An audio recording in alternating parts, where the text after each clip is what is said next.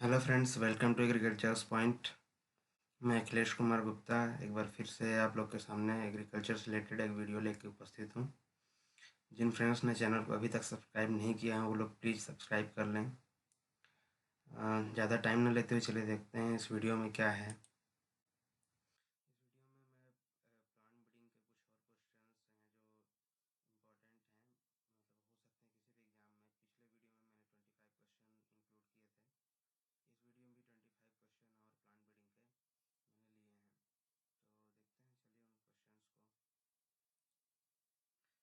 के मैंने लिए हैं। तो देखते हैं, चलिए उन क्वेश्चंस को। पहला क्वेश्चन है, which of the following method does not include hybridisation.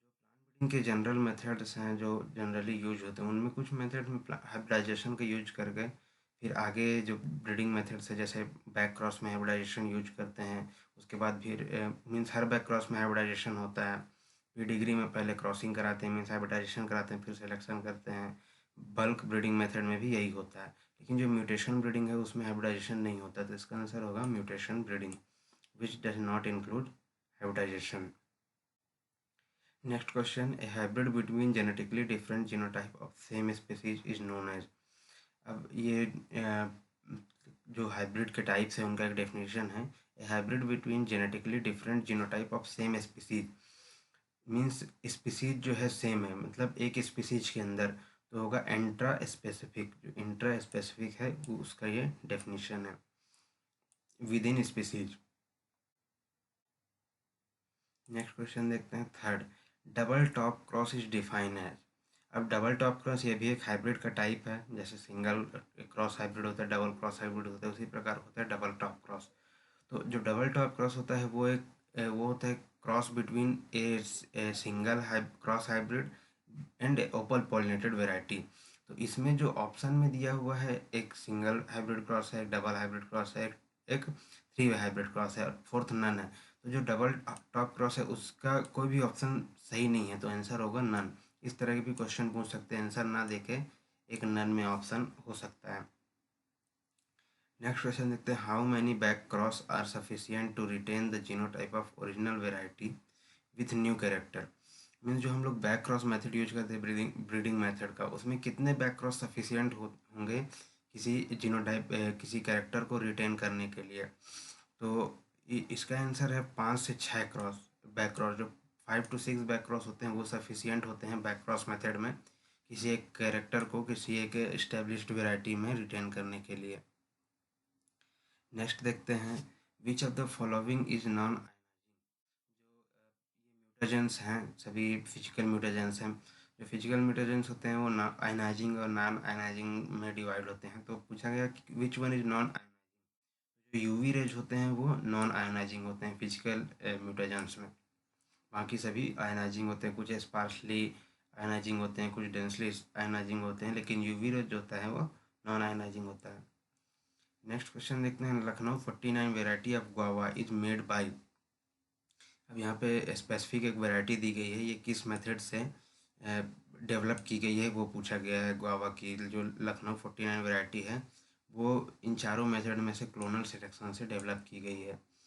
Clonal selection से, इलाहाबाद सफ़ेदा के क्लोनल सिलेक्शन से लखनऊ 49 का डेवलपमेंट हुआ है। नेक्स्ट देखते हैं, विच of the following method is not use in self pollinated crops. अब जो ब्रीडिंग मेथड्स हैं वो सेल्फ पॉलिनेशन और क्रॉस पॉलिनेशन और एसेक्सुअली प्रोपेगेटेड प्लांट्स के ऑन द बेसिस पे डिवाइडेड किया गया है। तो जो यहाँ पे पूछा गया कि which one is not used in self pollinated crops, तो देखते हैं ऑप्शन। पिडिग्री मेथड ये सेल्फ पॉलिनेटेड क्रॉप्स में सिर्फ यूज होता है। बल्क मेथड ये भी सेल्फ पॉलिनेटेड क्रॉप में सिर्फ यूज होता है। मास सेलेक्शन, तो ये सेल्फ और क्रॉस दोनों में यूज होता है। तो इसको ये नहीं कहेंगे कि नॉट यूज्ड इन। तो इसका जो आंसर है वो सिंथेटिक ब्रीडिंग है। सिंथेटिक ब्रीडिंग सिर्फ क्रॉस पॉलिनेटेड क्रॉप्स में यूज होता है। यहाँ पे ध्यान देने वाली बात, ये मास सिलेक्शन है, तो मास सिलेक्शन क्रॉस और सेल्फ दोनों में होता है। यहाँ पे ये जो लिखे नॉट यूज्ड इन, तो ऐसा नहीं कह सकते कि मास सिलेक्शन सेल्फ पॉलिनेटेड क्रॉप्स में यूज नहीं होता है। Next question, basic chromosome number of mango. ये बहुत ही इंपॉर्टेंट और कॉमन क्वेश्चन है, कई एग्जाम्स में देखा जा चुका है कि जो basic chromosome number of mango, जो क्रोमोसोम नंबर होता है हमेशा 2n होता है। तो जो क्रोमोसोम नंबर ऑफ मैंगो है वो है 40। लेकिन मैंगो एक टेट्राप्लॉइड प्लांट है, इसलिए इसका जो बेसिक क्रोमोसोम नंबर होगा वो जो क्रोमोसोम नंबर वो डिवाइडेड बाई 4 होगा क्योंकि टेट्राप्लॉइड है। तो जो मैंगो का बेसिक क्रोमोसोम नंबर होगा वो होगा 10। ये बहुत ही कॉमन क्वेश्चन है, कई एग्जाम्स में आ चुका है, तो ध्यान देने वाली बात यहाँ पे ये है कि इसका जो मैंगो बेसिक क्रोमोसोम नंबर है वो 10 होगा क्योंकि ये टेट्राप्लॉइड होता है। नेक्स्ट क्वेश्चन देखते हैं। Ninth, Ratna variety of mango is cross of. यहाँ पे एक वेराइटी का क्रॉस पूछा गया है। जो मैंगो फेमस बहुत ही इंपॉर्टेंट क्रॉप है फ्रूट क्रॉप में, तो और रत्ना एक फेमस वेराइटी है, तो उसका क्रॉस पूछा गया है। रत्ना किसका क्रॉस है? तो रत्ना जो है काफ़ी लोग को पता होगा, नीलम और अल्फांसो का क्रॉस है, तो इसका आंसर होगा नीलम क्रॉस अल्फांसो। इसका याद करने का ट्रिक ये है कि रत्ना से हम लोग याद करते हैं आरएनए, आर से रत्ना, एन से नीलम और ए से अल्फांसो। ये याद करने का ट्रिक है आरएनए। और एक दूसरा होता है डीएनए, जो ये दिया हुआ है दशहरी क्रॉस नीलम, ये होता है आम्रपाली बनता है डीएनए। दशहरी क्रॉस नीलम से बनता है आम्रपाली, उसको याद करने का ट्रिक होता है डीएनए आरएनए। तो आरएनए से आरएनए बनता है, आरएनए के लिए है रत्ना जो बनता है नीलम क्रॉस अल्फांसो से, और डीएनए के लिए है दशहरी क्रॉस नीलम, उससे बनता है आम्रपाली। नेक्स्ट देखते हैं type of self incompatibility found in cole crops. जो कोल क्रॉप्स होते हैं उनमें किस प्रकार की सेल्फ इनकॉम्पेटिबिलिटी पाई जाती है। एक बात और है कि जो सेल्फ इनकॉम्पेटिबिलिटी से जो हाइब्रिड सीड प्रोडक्शन या जो हाइब्रिड्स बने हैं वो सिर्फ ब्रेसिका फैमिली में ही सक्सेस हुए हैं अभी तक। तो एक ये क्वेश्चन इंपॉर्टेंट है कि कोल क्रॉप्स में किस प्रकार की सेल्फ इनकॉम्पेटिबिलिटी पाई जाती है। तो कोल क्रॉप्स में स्पोरोफाइटिक टाइप की सेल्फ इनकॉम्पेटिबिलिटी पाई जाती है। नेक्स्ट देखते हैं breeding for disease resistant requires. जो डिसीज रेजिस्टेंस के लिए हम लोग जो ब्रीडिंग मेथड यूज करते हैं उसके लिए क्या क्या ज़रूरी होता है। A good source of resistance, plant hybridization, disease test, all of this. तो इसके लिए जो डिसीज रेजिस्टेंस के लिए जो ब्रीडिंग होता है उसमें सभी चीज़ें ज़रूरी होती हैं। ये जो ऊपर की 3 चीज़ें हैं ये सभी ज़रूरी हैं। नेक्स्ट देखते हैं पॉलीप्लॉइडी इज इंड्यूस्ड थ्रू। जो पॉलीप्लॉइडी जो ब्रीडिंग मेथड है, पॉलीप्लॉइडी यूज किया जाता है। तो जो पॉलीप्लॉइडी होता है वो कैसे इंड्यूस किया जाता है किसी भी प्लांट में। तो पॉलीप्लॉइडी इंड्यूस करने के लिए यूज किया जाता है कॉल्चिसिन। कॉल्चिसिन एक ट्रीटमेंट होता है जो एक प्लांट से की जड़ों से निकाला जाता है। तो कॉल्चिसिन का यूज किया जाता है पॉलीप्लॉइडी को इंड्यूस करने के लिए। नेक्स्ट देखते हैं हेट्रोसिस। हेट्रोसिस इज, अब यहाँ पे हेट्रोसिस की डेफिनेशन पूछा है, सिंपल सा कि हेट्रोसिस होता क्या है। Appearance of spontaneous mutation, induction of mutation, mixture of two or more traits, superiority of hybrids over their parent. काफ़ी कॉमन सा क्वेश्चन है। हेट्रोसिस की डेफिनेशन सभी को पता होगी, इसका आंसर है ये superiority of hybrid over their parent is known as heterosis. Next question देखते हैं the quickest method of plant breeding is. जो प्लांट ब्रीडिंग की जो सबसे क्विकेस्ट मेथड जिसमें बहुत कम टाइम लगता है, सबसे कम टाइम, वो कौन सी है? तो इंट्रोडक्शन, सिलेक्शन, हाइब्रिडाइजेशन या म्यूटेशन ब्रीडिंग, इन सभी में जो सबसे क्विक मेथड है वो है इंट्रोडक्शन। यहाँ इसमें कुछ भी नहीं करना पड़ता, सिर्फ जो एक वेल इस्टेब्लिश्ड वैरायटी है दूसरे लोकेलिटी में उसको इंट्रोड्यूस करना पड़ता है एक अथॉरिटी से, जो हमारे इंडिया में NBPGR है।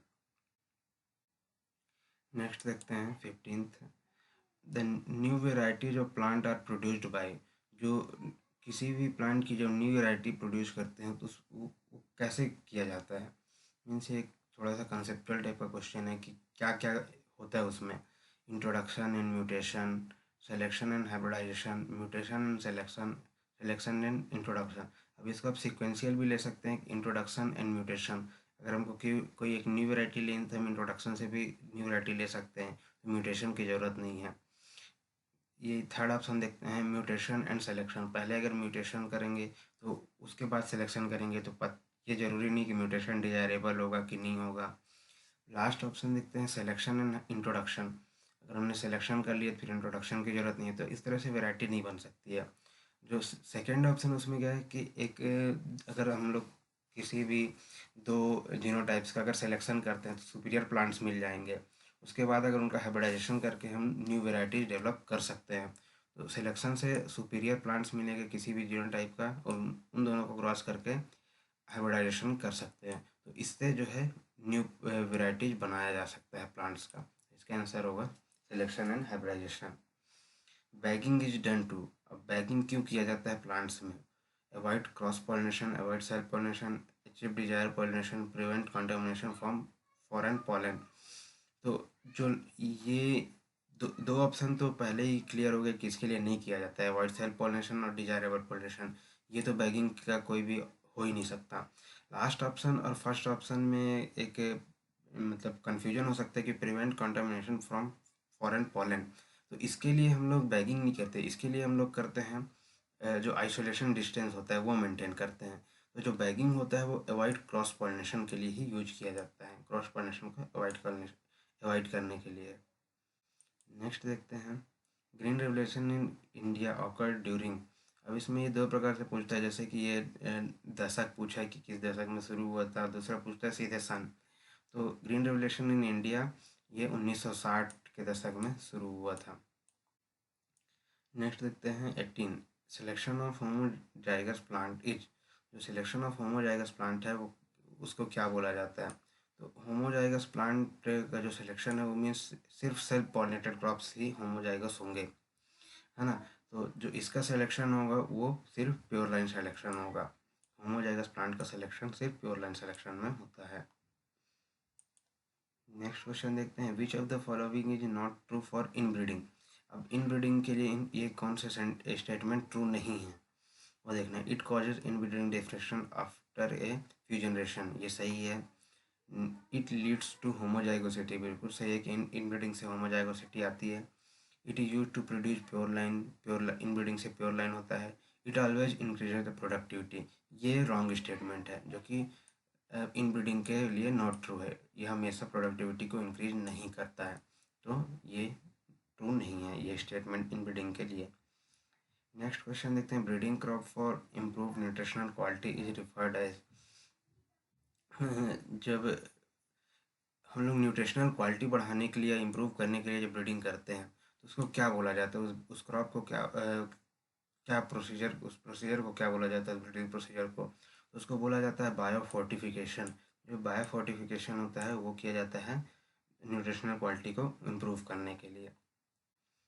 नेक्स्ट देखते हैं, Parbhani Kranti a variety of ओकरा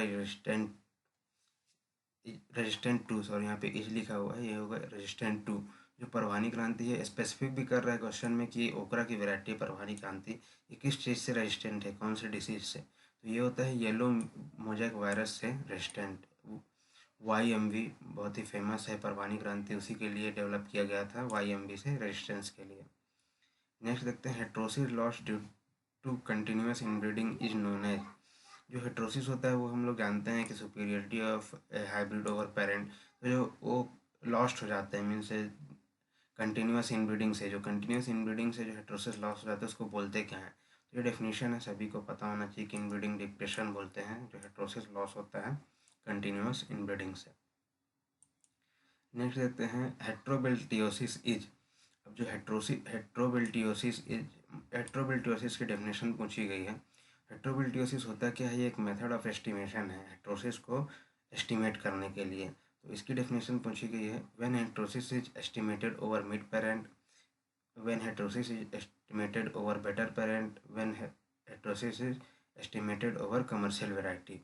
तो जो पहला है मिड पेरेंट से जो जो एस्टिमेट किया जाता है उसको बोलते हैं एवरेज हेट्रोसिस, और जो कमर्शियल वेराइटी से हेट्रोसिस एस्टिमेट किया जाता है उसको बोलते हैं कमर्शियल हेट्रोसिस। और जो बेटर पेरेंट से जो हेट्रोसिस एस्टिमेट किया जाता है उसको बोला जाता है हेट्रोबिल्टियोसिस। तो इसका आंसर होगा second, when heterosis is estimated over better parent. Next देखते हैं, विच of the following flower type of brinjal does not produce fruits. अब ब्रिंजल एक हेट्रोस्टाइलिक प्लांट है जिसमें चार प्रकार के चार प्रकार के स्टाइल वाले फ्लावर पाए जाते हैं। एक long style, medium style, short style और सूडो शॉर्ट स्टाइल। तो इसमें पूछा गया कि कौन से फ्लावर फ्रूट प्रोड्यूस नहीं करते हैं, विच डज नॉट प्रोड्यूस फ्रूट्स। तो इसका आंसर ऑप्शन देखते हैं, medium style, short style, pseudo short style. Last option है बी एंड सी। तो ये ऑप्शन सही है, क्योंकि शॉर्ट स्टाइल और सूडो शॉर्ट स्टाइल दोनों ही फ्लावर फ्रूट प्रोड्यूस नहीं करते हैं। चलिए देखते हैं लास्ट क्वेश्चन इस वीडियो का। म्यूटेंट वेराइटी ऑफ बनाना, जो म्यूटेशन ब्रीडिंग का यूज करके जो बनाना की वैरायटी डेवलप की गई वो कौन सी है? ड्वार्फ कैवेंडिश, रस्थाली, फेटम वन या ऑल? तो जो म्यूटेंट वेराइटी ऑफ बनाना, वो ये सभी वेराइटी म्यूटेंट वेराइटी है बनाना की, तो इसका आंसर होगा ऑल। ये तीनों वेराइटी म्यूटेशन ब्रीडिंग से डेवलप की गई हैं। तो फ्रेंड्स, आप सभी को थैंक्स वीडियो देखने के लिए, और आपसे रिक्वेस्ट करता हूँ कि अपने जितने भी एग्रीकल्चर फ्रेंड्स हैं उनसे शेयर करें ये वीडियो। ये किसी भी कंपटीशन एग्रीकल्चर कॉम्पिटिटिव एग्जाम के लिए इम्पोर्टेंट हो सकता है वीडियो। एक क्वेश्चंस कॉमन टाइप के क्वेश्चंस हैं, आप इनको बेस करके आप और भी तैयारी कर सकते हैं, मतलब इनको इनसे आइडिया लेकिन क्वेश्चन से। और ये एग्रीकल्चर पॉइंट का जो फेसबुक पेज है आप उसको भी प्लीज़ लाइक कर लें, वहाँ पे भी अपडेट्स और जो कुछ भी क्वेश्चंस वगैरह हैं वो आते रहते हैं। तो इस वीडियो में इतना ही, मिलते हैं नेक्स्ट वीडियो में। थैंक्स।